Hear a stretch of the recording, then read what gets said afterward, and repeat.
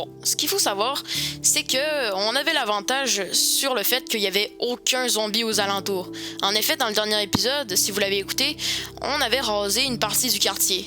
Et donc, ce qui était bien, c'est que là, on pouvait maintenant explorer la ville, ou en tout cas une partie du quartier, sans se faire attaquer par des tonnes de morts vivants. Et puis, c'était peut-être aussi l'occasion de trouver du gaz pour notre auto. Ou en tout cas, remplir l'auto au complet parce que ce qu'il faut savoir, c'est qu'on avait déjà un peu de gaz. Je m'ennuyais tellement que j'ai commencé à couper du bois de chauffage. Puis Maxime m'a demandé si je voulais l'accompagner pour aller faire de l'exploration. On s'est donc mis en quête de butin, principalement de la nourriture, et puis, sans vouloir me moquer, on a remarqué qu'on avait un gros problème. Mais quand je dis gros, c'est... un gros! Bon, après avoir défoncé ce gros zombie sans aucune pitié, on a commencé à, pour de vrai cette fois-ci, essayer de trouver du butin. Comme je l'ai mentionné plus tôt, c'était de la bouffe qu'on avait besoin, mais on pouvait toujours se gâter. Et puis en même temps, pour résumer ce qu'on faisait, c'était de l'exploration, pas vraiment de la recherche de nourriture totale. Après avoir fouillé quelques maisons, on s'est cette fois-ci attardé au garage. On en a environ fouillé 5 et on a trouvé plusieurs belles affaires. Les choses qui étaient majoritairement intéressantes, c'était, en premier lieu, un groupe électrogène. Et oui, cet objet est très utile lorsqu'on n'a plus d'électricité. On a aussi trouvé de la colle à bois, des scies, des clous, des marteaux, des choses qui peuvent vraiment servir en bricolage. On va se reposer un peu, genre boire un peu puis manger. Comme vous venez de l'entendre, on a donc commencé à se reposer et à stocker un peu les affaires qu'on avait trouvées.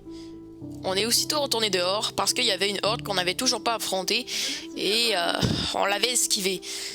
Sauf que, vu qu'on n'a pas balayé cet endroit-là, on pouvait plus vraiment avancer. Il fallait donc l'exterminer.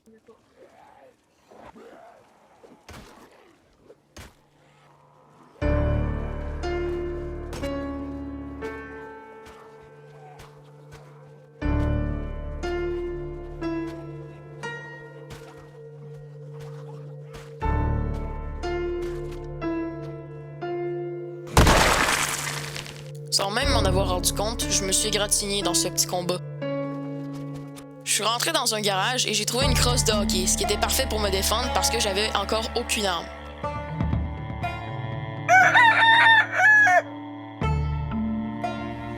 L'activité qui animait le 4e jour, c'était la fouille. En effet, moi et Maxime, on a continué à fouiller d'autres maisons pour avoir encore plus de choses à grignoter.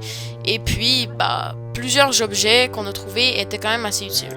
On a finalement tout rapporté, et puis il faut dire que, la maison commençait de plus en plus à être pleine d'objets qui étaient parfois utiles, parfois pas utiles. Et c'était un peu ça le problème, parce qu'il y en avait qui étaient pas du tout utiles, comme les cannes de conserve. Quelque chose d'autre de pas utile, les vêtements. Maxime, sérieux, c'est fou comment t'en as apporté.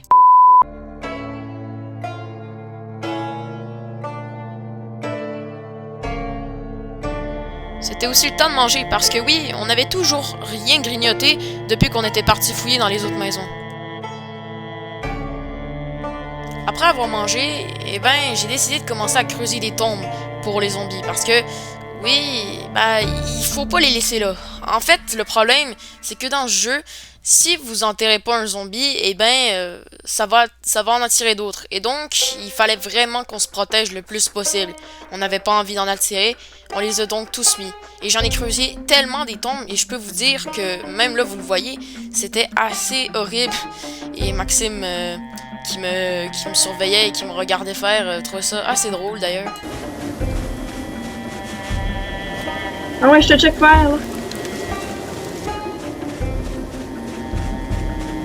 Bref, j'ai continué à enterrer les tombes sans l'aide de Maxime et puis finalement, ça a donné un bon rendu. Enfin, la rue était dégagée et la plupart des cadavres qui restaient étaient assez loin de la maison et on était donc en sécurité.